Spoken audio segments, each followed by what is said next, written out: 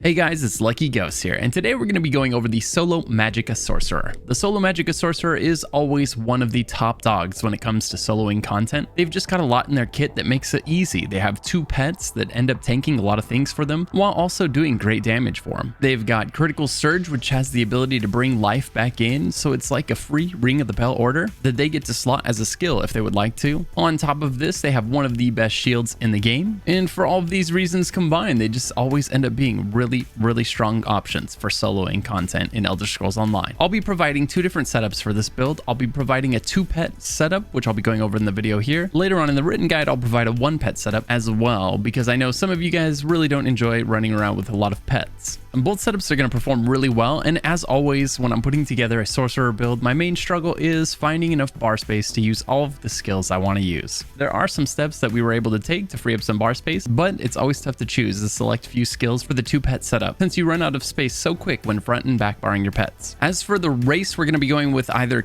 High Elf, Khajiit, or Dark Elf. Any one of these three is going to perform almost identically to the other, so pick the one that you like. Khajiit might be the best for newer players because it's got increased sustain. A great alternative would be Breton because of its incredible sustain and damage mitigation and its passive resistances. There's lots of choices for mag DPS right now, so pick the one that you vibe with and don't sweat it too much. For the Mundus, we're going to be going for Thief for the increased crit chance.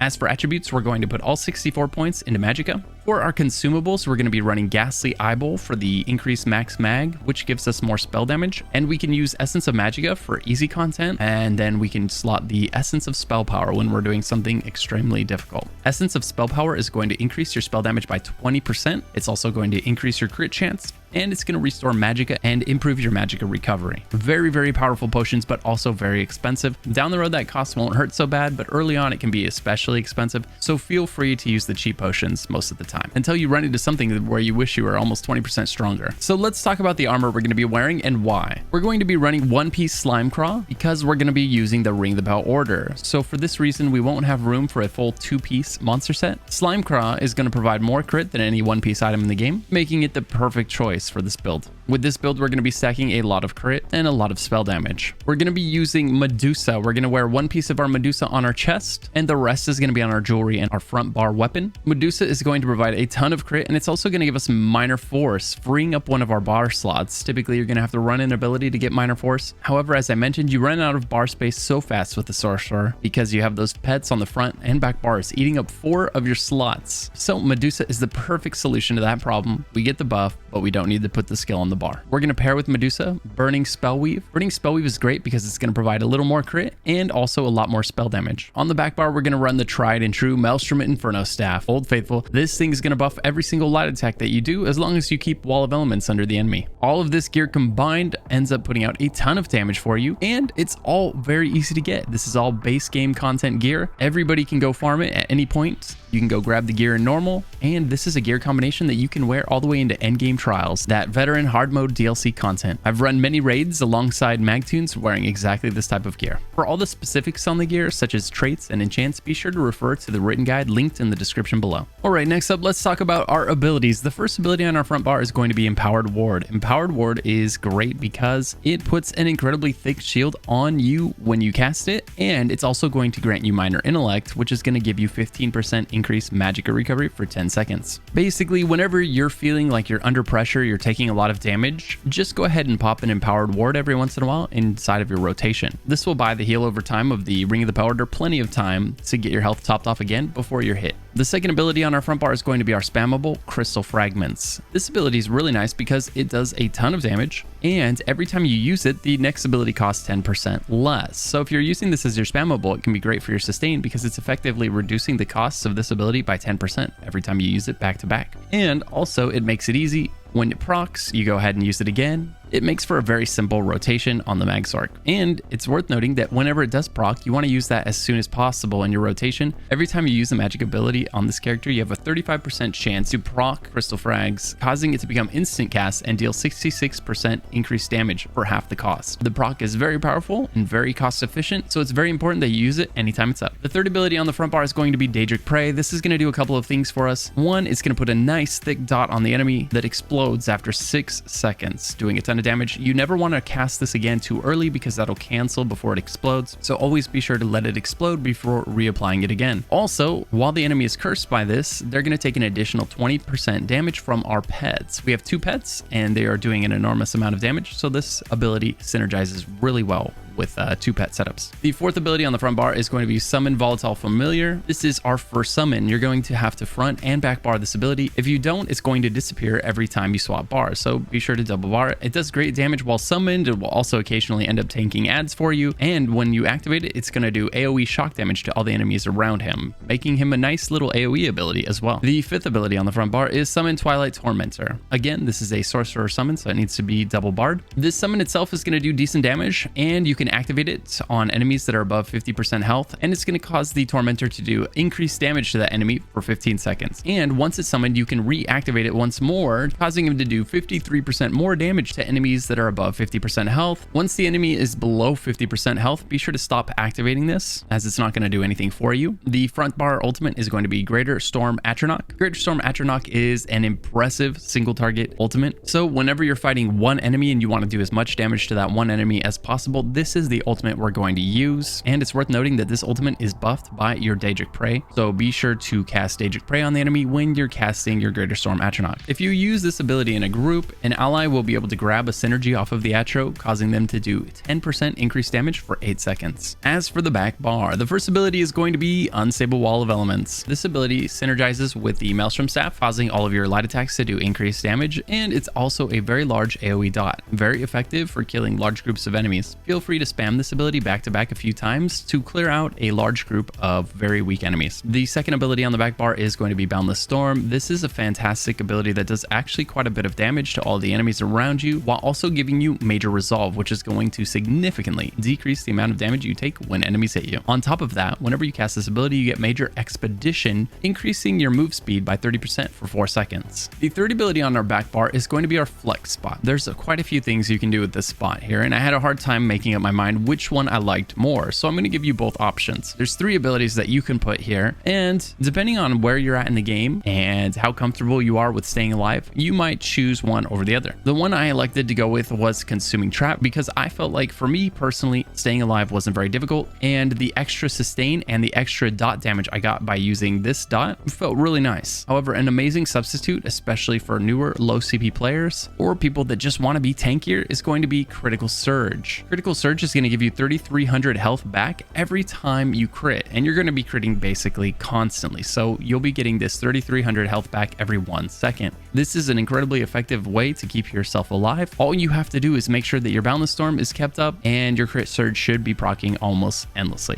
And finally, if you wanted a source of Major Breach, you could put Elemental Drain here. This is going to help with your sustain, just like Consuming Trap. It's not going to apply a dot to the enemy, but it is going to apply Major Breach, which is going to increase the damage of all of your abilities. The reason that I liked Consuming Trap over Elemental Drain on my playthrough was because the Consuming Trap was proccing my Ring of the Pale Order. So every time the Consuming Trap ticked, I was getting health back. When I put Elemental Drain on the enemy, I wasn't getting nearly as much health back from my Ring of the Pale Order, because we don't have that many dots sticking to the enemy at all times. We're relying on our pets to be up and attacking the right things. We're relying on our Wall of Elements and our Boundless Storm, and the Ring of the Pale Order just wasn't bringing in as much life as I wanted it to. When I put on the Consuming Trap, that problem was fixed, but we lost our Major Breach. And this is the toughest part about the 2-pet setup, is there's so many great skills that you want to throw on the bars, but there's not room for all of them. But even without those abilities, the Magsorc is incredibly strong and has no problem clearing all of the most difficult solo content in the game. The 4th and 5th abilities on the back bar are just repeats of the front bar, because these 2 abilities need to be double barred. And then our back bar ultimate is going to be Fiery Rage. This is going to be our AoE ultimate. Depending on the fight, I will either use my Greater Storm Atronach if it's a single target fight and there's not really any ads I need to worry about, or if it's a boss fight with a lot of ads, I'll wait until the ads are surrounding me, and then I'll pop the Fiery Rage to melt both the boss and all of the ads at the same time. The Fiery Rage costs a little more and does a little less single target damage, but it does fantastic AoE damage.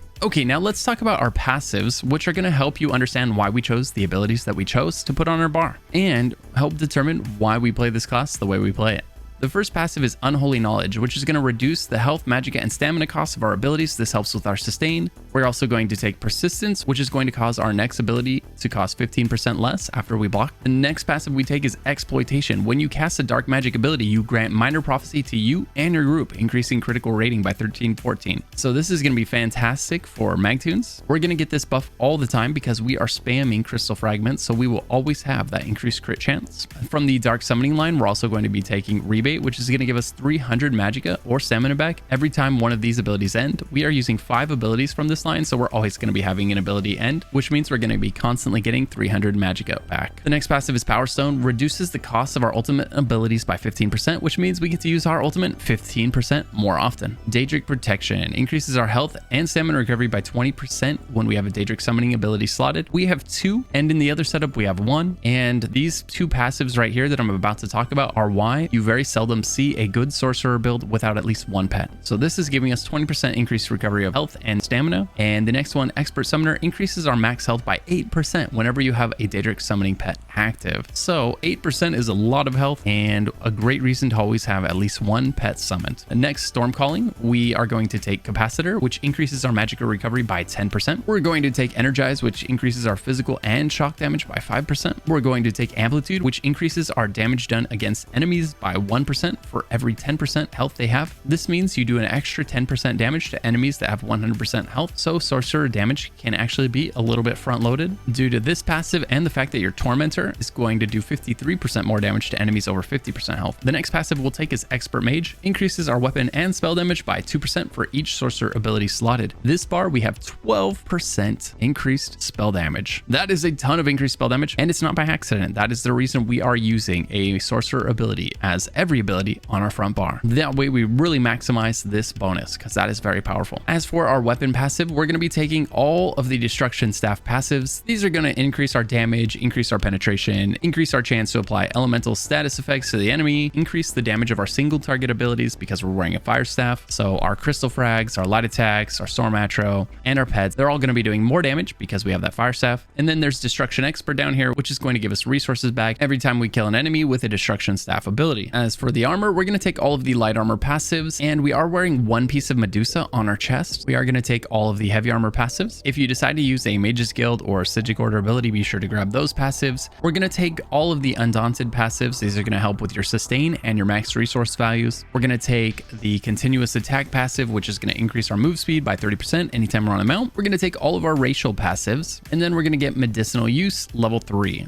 Medicinal Use makes it so that your potions last as long as the potion cooldown, so that you can have 100% uptime on that 20% increased spell damage and increased crit chance. All right, as for the rotation, we're going to start off with our buffs and debuffs, which are going to be our Twilight Tormentor. We're going to use this at the beginning of the battle. Remember, we only re-proc this ability when the enemy is above 50% health. Once the enemy is below 50% health, you stop reactivating the Twilight Tormentor. You can keep it summoned, but don't reactivate it. We're going to proc the Volatile Familiar, and we're going to debuff the enemy with Elemental Drain. This is going to make sure you have Magicka coming back in and put Major Breach on the enemy. Alternatively, if you wanted more damage, you could go for a Consuming Trap instead. We're going to buff ourselves with Boundless Storm. This is the one that gives us Major Resolve, making sure we take significantly less damage for the next 23 seconds. Then we're going to throw down our Unstable Wall of Fire. This ability is going to draw the aggro of the enemy, and we're going to follow that up with a Daedric Prey. This is the one that's going to cause our pets to do 20% more damage. Make sure that you have Daedric Prey on the enemy before you use your Greater Storm Atronach, as the 20% buff does apply to the Storm Atro. Use your Empowered Ward anytime you're taking a lot of damage and you see your health starting to dip. By the time the enemy gets through the ward, you'll be at full health again thanks to your Ring of the Bell order. You're going to spam Crystal Fragments until all of the previously mentioned dots and buffs and debuffs drop off, and when one of them falls, we'll go ahead and replace the next Crystal Frag with the skill that fell off. And that's it. It's actually a very simple rotation on the Magsorc. You're going to be casting a lot of Crystal Fragments. Remember, this is a channeled ability, so it can feel a little awkward to get used to at first, but it's a very satisfying spammable. It hits really hard, it sounds good, it looks good, and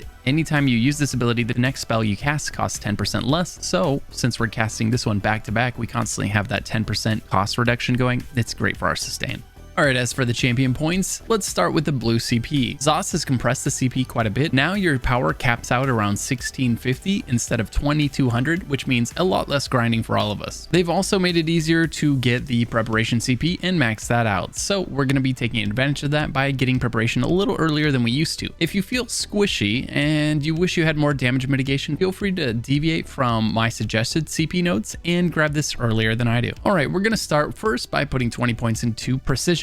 Then we're going to go ahead and put 50 points into fighting finesse and slot that. Don't forget to slot your slottables. They don't do anything for you until you put them on this bar up here and hit the confirm button. So make sure you slot them and make sure you hit confirm after you do. Then we're going to go into the elbow. We're going to put 20 points into piercing and we're going to back out. We're going to put 50 points into deadly aim, 50 points into thaumaturge, and 50 points into master at arms. Then we're going to slot all 3 of these passives. Then we're going to put 20 points into Eldritch Insight. Then we're going to go into the chest. Then we're going to put 10 points into Quick Recovery and 20 points into Preparation. Then we're going to back out, go into the elbow again, and we're going to put 20 points into Flawless Ritual and 30 points into War Mage, and then 20 points into Flawless Ritual. Then we're going to back out and we're going to go back into the chest and we're going to fill up Elemental Aegis and Hardy. For the rest of the champion points, be sure to refer to the written guide in the description below. Alright, as for the red CB tree, we're going to start with Boundless Vitality and put 50 points in. We're going to put 50 points into Rejuvenation. These are both slottables.